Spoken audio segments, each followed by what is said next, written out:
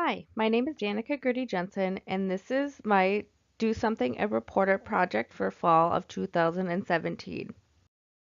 For my project, I decided to build some solar-powered Christmas jar lights. And before I did this, I did a little research on what kind of solar-powered lights I was going to use, and I found out the yard lights or the path lights were the best. So I did some research on how they work and how I was going to do this. And these charts are very helpful and very to the point. So to start off, after I found out I was going to use the path lights, I decided I was going to use the path lights with some mason jars. So I got my mason jars, my path lights, aluminum tape, acrylic paint, and yarn. I started off by painting the jars. I had to do a light layer of paint so that light could still seep through, but enough paint so that you could still see color with the lights.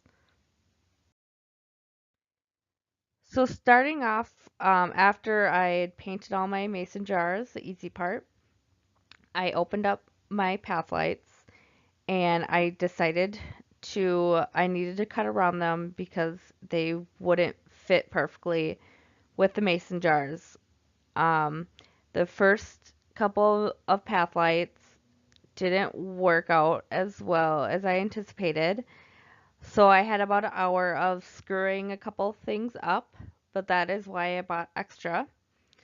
And then I kind of figured it out after destroying some wires and such. I went around with a heavy duty scissors, cut around to shape. They wouldn't fit perfectly with the mason jars, so I had the bottom part with the battery and the bulb kind of hangs inside. They don't fit perfectly together with the top. And the top is taped to the top of the mason jar. And I made sure I put the lumen tape all the way around, making sure I didn't cover up the panel. And then after I got all that done, I took some heavy duty yarn and strung them so that I could hang them on my fence. I hung them on my fence early in the morning so that they would have enough time to get enough sunlight. It was kind of a cloudy day, so I wasn't sure how well this was going to work out. And to my surprise, at night I went out to check my lights and they are very bright. There is a lot of light to them, and I was very surprised and very happy that this all worked out as I planned. Not exactly as I planned, but I'm just glad it worked and the lights were bright and pretty and you could see the red, white, and the green from a distance, you could tell. It was kind of hard to quantify exactly these jar lights with other Christmas lights, but I found a nice little chart with other different kinds of Christmas lights because there's so many out there with the incandescent and the LED. Obviously, LED is better electricity wise. There's a lot less watt usage than the incandescent. As you can see, there's a huge difference. But with the solar powered path lights that I use, each light produces 90 lumens of warm white light. And obviously, there's no electricity use. All I had to do was buy the solar panel lights.